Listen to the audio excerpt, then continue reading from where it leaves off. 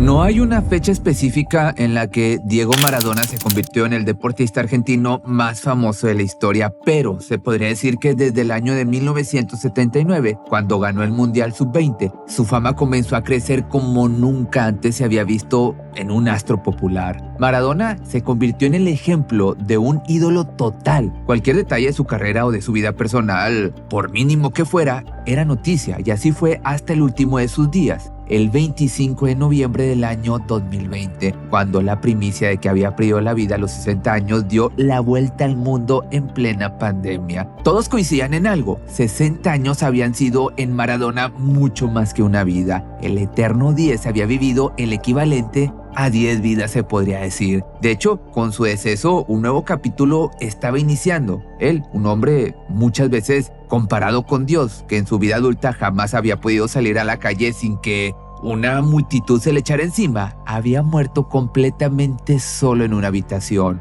¿Cómo llegó a esa situación? ¿Qué momentos clave de su biografía explican su repentino aislamiento? ¿Quiénes lo rodeaban en el final? ¿Cómo empezó su vertiginoso declive? ¿Cuándo empezó a construirse el blindaje a su alrededor? Pues bueno, a él, a quien todo el planeta había llegado a amar, lo habían dejado a la deriva. Su muerte fue el epílogo de un deterioro físico que se venía observando desde hacía años, pero que nadie pudo frenar. Así fue como Maradona, que había tenido el mundo a sus pies y acceso a todo, no pudo escapar de un triste final.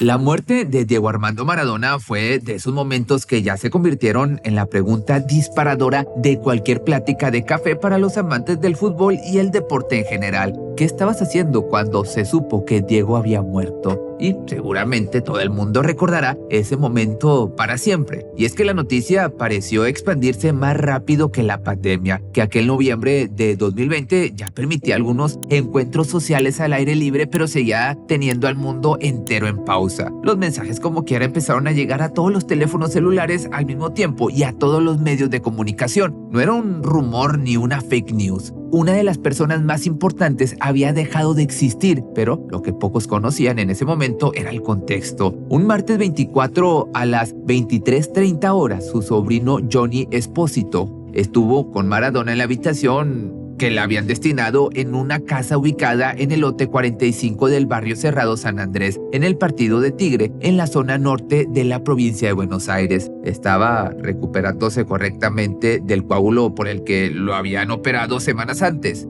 O las fotos que lo mostraban sonriente junto a su médico personal Leopoldo Luque confirmaban que ya estaba fuera de peligro. ¿O eran ciertos estos rumores que parecían haber deslizado dos de sus hijas, Dalma y Janina, respecto a que Diego estaba siendo aislado por su entorno? ¿Podía ser cierto que en realidad había sido abandonado por sus supuestos socios en esa casa hermética? Pues bueno, aquella medianoche del martes 24, la cocinera Monona entró al cuarto y le dejó unos sándwiches de miga a modo de cena, pero Maradona ni siquiera los tocó. Estaba tendido en la cama, consciente pero más desconectado de lo habitual. A las 6:30 de la mañana siguiente, el enfermero del turno de la noche, llamado Ricardo, terminó su labor y afirmó que el exjugador respiraba correctamente. Durante una ventana de 5 horas, nadie más entró a ver cómo se encontraba. La enfermera que había relevado a Ricardo explicó que Diego no se dejaba atender, por lo que lo dejó mejor dormir. Pero cuando a las 11:30 la psiquiatra Agustina Kosachov y el psicólogo Carlos Díaz entraron al cuarto, el astro ya no tenía signos vitales. Al mediodía fue declarado sin vida y tanto ambulancias como policías ingresaron al exclusivo barrio para constatar el fallecimiento, y la noticia ya no se pudo contener.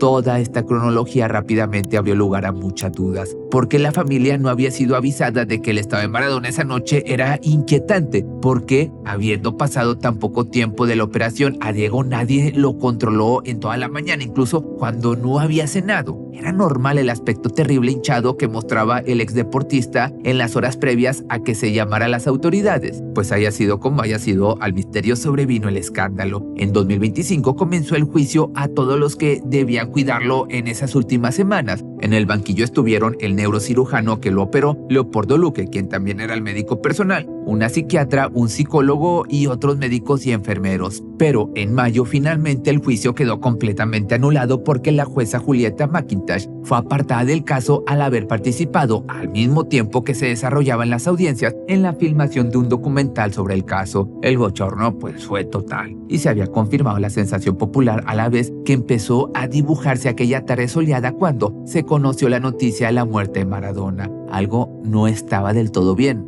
algo se estaba ocultando. ¿Por qué lo habían dejado morir solo y desamparado? ¿Cuándo comenzó el declive de un hombre que tocó el cielo con las manos? Pues para muchos, la carrera y la vida personal de Maradona, que parecían una montaña rusa siempre ascendente, empezó a declinarse el 25 de junio del año 94. En pleno mundial con sede en los Estados Unidos, Argentina buscaba conquistar la tercera estrella, tras la de la consagración del 86 y el trago amargo de Italia 90, en el que la ambiceleste perdió la final. Argentina había vencido a Nigeria por 2-1 en el segundo encuentro de la fase de grupos, pero poco después de finalizado el partido, Maradona fue seleccionado para la prueba de doping y el análisis de orina dio positivo en efedrina. La secuencia del momento en que Diego fue retirado de la cancha de la mano de una enfermera oficial del certamen quedaría en la historia como el símbolo del final abrupto de la carrera del ídolo de la selección. Desde ese momento, todo pareció cambiar. Maradona siempre afirmó que no se había intoxicado y que no quiso sacar ventaja en el partido ante Nigeria. Por el contrario, afirmó que la efedrina era un componente del remedio que el médico Daniel Serrini le había suministrado para tratar un cuadro gripal, pero la FIFA nunca le creyó y se instaló la teoría de que Maradona había consumido efedrina para tapar que antes había tomado o que había consumido coca. Sin embargo, esa no fue la única hipótesis sobre lo ocurrido aquel día. También se dijo que había sido un complot orquestado para sacarlo de una vez y para siempre de la élite futbolística. Así, sin ir más lejos, años más tarde, ya retirado del fútbol formal, Alfio Coco Basile adjudicó para los entendidos la responsabilidad del asunto a la FIFA, que habría actuado en conjunto con otro bastión del fútbol, Julio Humberto Grondona. Nunca hubo pruebas de esto como quiera, pero lo cierto es que Maradona era una figura incómoda para la cúpula del fútbol internacional. No solo era un deportista con habilidades fuera de serie, lo cual lejos estaría de ser un incordio, sino que además era un tipo de carácter fuerte, extrovertido y carismático, porque cada vez que Diego abría la boca tenía a la prensa del mundo atenta a lo que diría, y él aprovechó ese poder para cuestionar las maniobras de la FIFA, el modo en que hacían sus negocios y el trato a los futbolistas. Entonces, en ese contexto, es verdad, Maradona pues molestaba. Nunca se supo como quiera a ciencia cierta si lo del doping fue una puesta en escena para quitarlo del medio o simplemente una situación derivada del azar, pero sí que desde ese momento la adicción a las sustancias pasó a ser una parte importante en el modo en que la prensa y el público comenzaron a verlo. A partir de los años 90, Maradona dejó de ser un ídolo intocable y surgió una grieta. Había quienes le perdonaban sus pecados por la felicidad que sus logros deportivos habían generado y otros que fueron implacables. Esa división se vio claramente en la cobertura mediática y aunque su carrera siguió hasta 1997, sus problemas de salud pasaban a ocupar cada vez más el lugar en su vida. Sin embargo, se desarrollaba una saga paralela, el derrumbe de la figura mítica. Comenzaba a vislumbrarse su humanidad y desde su costado, pues más oscuro. Y fue esa espiral descendente que terminó con Maradona muriendo en la soledad y el abandono, pues tuvo muchos capítulos previos que terminaron de configurar el modo en que fue aislado y rodeado de personas para quienes su bienestar no parecía ser una prioridad. Sin embargo, exactamente 20 años antes de su fallecimiento, Maradona estuvo a punto de morir en Punta del Este, Uruguay. Fue un 4 de enero del año 2000, en plena efervescencia global por el cambio de milenio. Diego parecía muy diferente a aquel jugador de primera que se había retirado, aunque sin mucha pena ni gloria, apenas 3 años antes. Su deterioro físico era visible y sus malos hábitos ya estaban confirmados. No solo tenía una declarada adicción a las sustancias y el alcohol, sino que vivía en un estado constante de desenfreno que lo llevó a quedar realmente contra las cuerdas luego de varios días interrumpidos de fiesta junto a su manager Guillermo Coppola. Ya para ese entonces se hablaba de que Diego estaba rodeado de personas que, lejos de ayudarlo, lo empujaban a hundirse más en sus vicios. En esos primeros días del año 2000, Coppola llamó al médico Jorge Romero para darle un panorama que parecía delirante. Maradona dormía hacía 2 días seguidos y Romero fue contundente. Si esto era cierto, no estaba dormido, sino en coma. El médico entonces manejó a toda velocidad los 30 kilómetros que lo separaban de la chacra en la que Maradona y Coppola se habían instalado. No se dijo nada a la prensa, sabiendo obviamente el revuelo que aquella noticia causaría, y cuando el médico vio a Diego entonces supo que su pronóstico podía quedarse corto. Maradona sufría desde hacía 48 horas una crisis hipertensiva y una arritmia ventricular que lo dejaba sin respiración por lapsos de hasta 6 segundos. Se estaba muriendo, en pocas palabras. Coppola no quería internarlo, pero el médico insistió. Si no lo hacían, iba a morir en los próximos minutos y ambos quedarían pegados al fallecimiento negligente del mayor astro deportivo. 2 décadas después la historia se repetiría, pero pues ya sabemos que con otro final. Entre 4 personas cargaron a Diego en una camioneta que salió disparada rumbo al Policlínico La Barra, y ya la noticia se esparció por todos lados.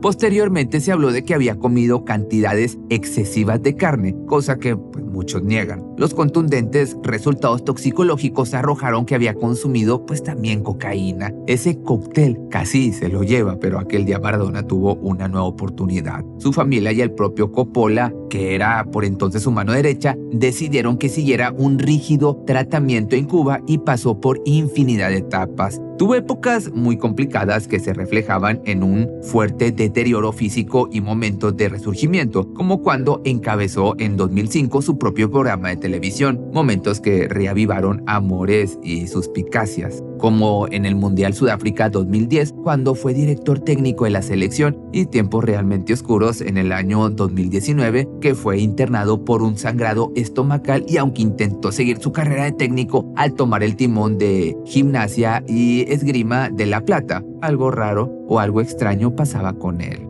Y te digo esto porque ya no parecía el mismo, hablaba muy pausado, caminaba con dificultad, por momentos hasta parecía desconectado del mundo, como la cáscara de lo que realmente había sido una vez. Otra vez, pues resurgieron con esto las preguntas sobre su entorno, quiénes estaban tomando las decisiones. Maradona era capaz de controlar lo que estaba pasando. Y bueno, por otra parte, también en su época más luminosa, cuando ascendió en el fútbol con jugadas impensadas, gambetas inmortales y la consagración máxima como campeón del mundo, Maradona estuvo acompañado por su núcleo familiar más cercano, que venía siendo su esposa Claudia Villafañe y sus hijas Dalma y Janina. Esa familia de 4 fue por un largo tiempo lo más preciado a una realeza barrial. Aunque de origen humilde y muy fiel a sus principios, Diego y Claudia se convirtieron en el matrimonio más mediático de la Argentina, y el nacimiento de sus hijas fue un acontecimiento tan importante como la boda de la pareja. Pero todo aquel arco ascendente terminó también teñido de controversias, desencuentros y un dolor que quedó reflejado en las fallidas audiencias de ese juicio por la muerte del 10. Con el nombre de cada una de ellas en cada brazo, así fue que Maradona siempre se refirió a Dalma y a Janina como sus amores máximos, sus únicas hijas, pero no eran las únicas. Aunque el matrimonio de Diego y Claudia se disolvió oficialmente el 28 de marzo del año 2003, las cosas venían mal desde mucho antes. Y prueba de ello son los hijos extramatrimoniales que Maradona tuvo a la par que nacían Dalma y Janina.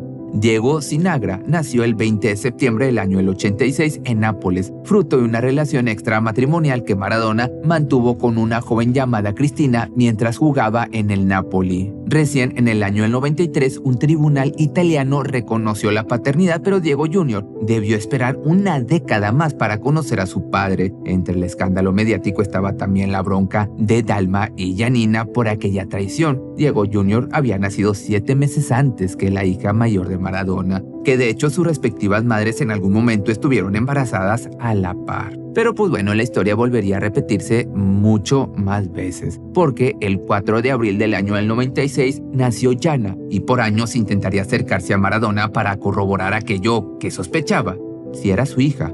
Y así, tras muchos impedimentos del entorno de Diego, pues sí logró encontrarse con él en un gimnasio de Las Cañitas en 2014. Y a diferencia de la distancia y frialdad con la que Maradona había tratado el asunto de Diego Jr., con Yana sí fue diferente. La aceptó y en los siguientes 6 años, hasta su muerte, mantuvieron un vínculo fluido. Las cosas con Dalma y Janina en paralelo estaban muy difíciles. Pero no creas que esto es todo, porque un gran tema de controversia en la familia Maradona también fueron las parejas que el exfutbolista tuvo después de Claudia, en particular 2 de ellas, Verónica Ojeda y Rocío Oliva. Con la primera llegó a tener a su 5º hijo, Dieguito Fernando, el 13 de febrero del año 2013. Tras tensiones y rupturas se separaron, pero para el final de la vida de Maradona, Ojeda seguía estando cerca de él. En el medio, Diego también tuvo una mediática y muy turbulenta relación con Rocío Oliva, con quien guardaba una importante diferencia de edades. De igual forma, protagonizaron varios escándalos públicos, incluso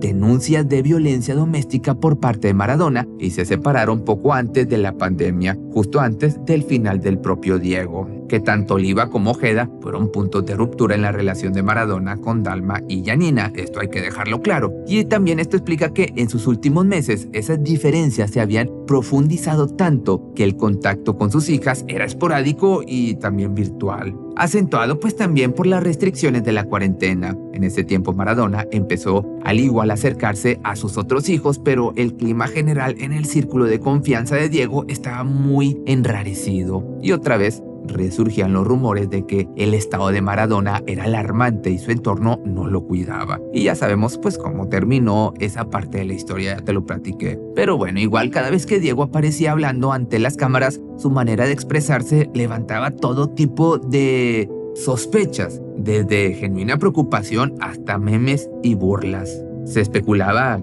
con que había tenido una fuerte recaída en sus adicciones y que ya con 60 años, su castigado organismo no era el mismo de antes para resistir ese ritmo de vida. Pero pues bueno, ya finalmente y en los últimos meses de vida, como quiera se deslizó que ya no era un asiduo consumidor de drogas duras, pero sí de alcohol, de la hierbita de la felicidad, o sea marihuana y fármacos. Todo esto advirtieron distintos médicos en los medios de comunicación, que venía siendo una bomba de tiempo. Conociendo claro el historial del exjugador, pues debía estar completamente alejado de cualquier tipo de consumo que le generara dependencia. Y así, poco antes de que se supiera públicamente que tenía un hematoma subdural en el cráneo, lo que podía explicar sus dificultades para comunicarse correctamente, el círculo de confianza de Maradona publicó varios videos en redes. Querían mostrar a Maradona feliz y llevando una vida sana en aquel retiro en el Tigre. De hecho, lo mostraron haciendo ejercicio y moviéndose aparentemente a su antojo por el predio. Pero la reacción no fue la que esperaban. Gran parte del público, obviamente los mismos fanáticos que habían gritado cada gol del 10 en la cancha, veían en esas grabaciones un manotazo de ahogado.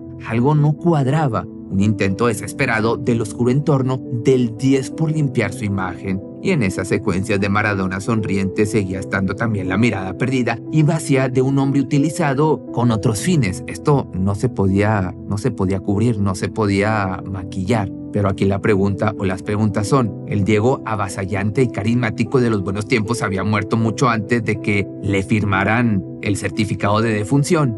El Diego que se había sumado a las luchas sociales de su país con un lenguaje filoso y acusaciones fervientes, estaba ahora vacío de pasión. El Diego que había desafiado a los poderosos de turno estaba ahora bajo la suela de quienes querían depredarlo.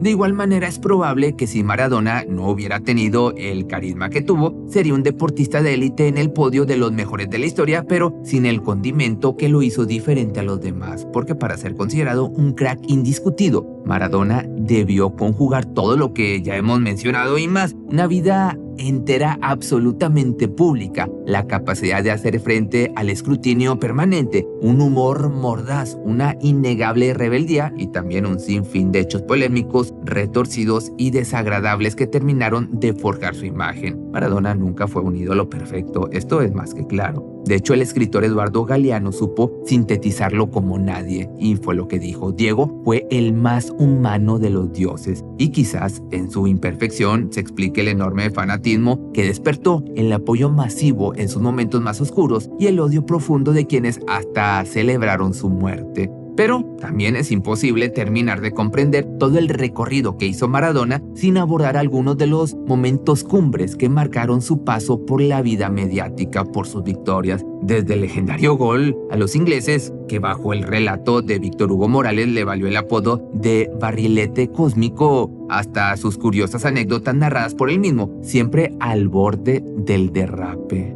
También de su tensión permanente con el mundo del periodismo, que hay momentos de sobra de esto, hablando de esto específicamente. El 14 de octubre del año 2009, por ejemplo, durante una áspera conferencia de prensa en Montevideo y tras la agónica clasificación de la selección al Mundial, Diego le habló directamente a los periodistas que lo criticaban, dirigiéndose en especial a Juan Carlos Totti Pazman. Maradona inmortalizó dos expresiones diciendo lo siguiente: la tenés adentro y la sigan chupando. Y con esto se sumaban así a su largo decálogo de refranes entre vulgares y también legendarios. Como cuando también en una entrevista afirmó que Pelé, su histórico adversario en la cumbre del deporte, había debutado con un pibe, haciendo alusión al presunto debut sexual del exjugador brasileño con un joven de su mismo sexo. Pero esos momentos son apenas una pequeñita parte de un todo más complejo y con matices, o mucho más complejo. Maradona también hizo mítica la expresión "me cortaron las piernas" al referirse a cuando fue expulsado del Mundial 94, que también afirmó que la pelota no se mancha en su partido despedida en el año 2001, pues haciendo hincapié a todos los tropiezos en su vida personal y la mano de Dios por un gol en el año del 86 ante Inglaterra, que la prueba más evidente de su influencia es que muchas de esas expresiones fueron adoptadas en el vocabulario popular,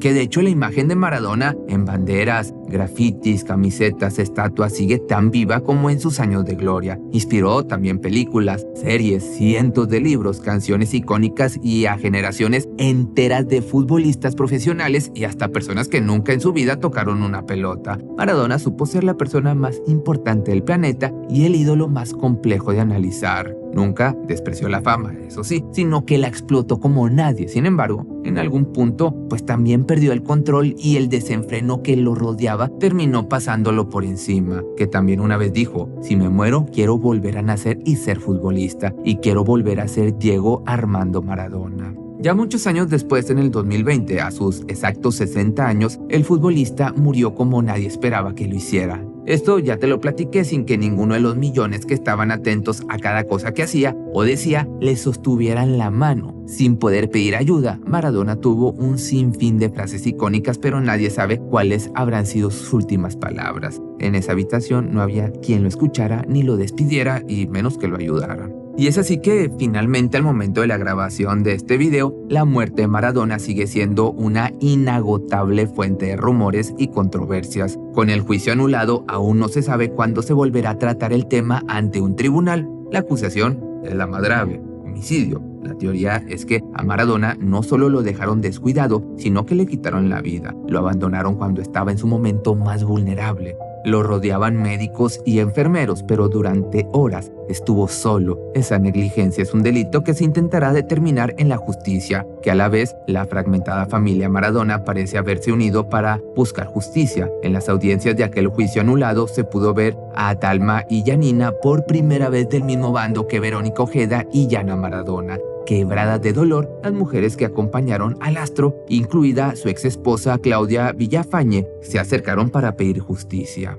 Que también en el momento de aquellas audiencias, el fiscal general adjunto de San Isidro, Patricio Ferrari, desplegó una foto del aspecto de Maradona cuando fue encontrado sin signos vitales. Su abdomen, anormalmente hinchado, daba cuenta de un corazón que duplicaba el tamaño normal y 4,5 litros de líquido acumulados en los pulmones y la cabeza. La perturbadora imagen valió más que las miles de palabras que se habían dicho sobre ese atroz lecho de muerte. Pero el verdadero recuerdo de Diego Maradona no parece estar sintetizado en esa foto, sino en la multitud que acudió a su funeral. El 26 de noviembre del año 2020, en la Casa de Gobierno, una peregrinación quebró todos los protocolos sanitarios y también las capacidades de cálculo, porque nunca se sabrá a ciencia cierta cuánta gente fue a despedirlo, pero sí que aquel velatorio representó la síntesis de su vida, entre el amor excesivo, el desorden extremo y la sensación constante de que todo en algún momento iba a explotar. Sin Sin embargo, si hay algo claro, es que en ese momento Diego Maradona por fin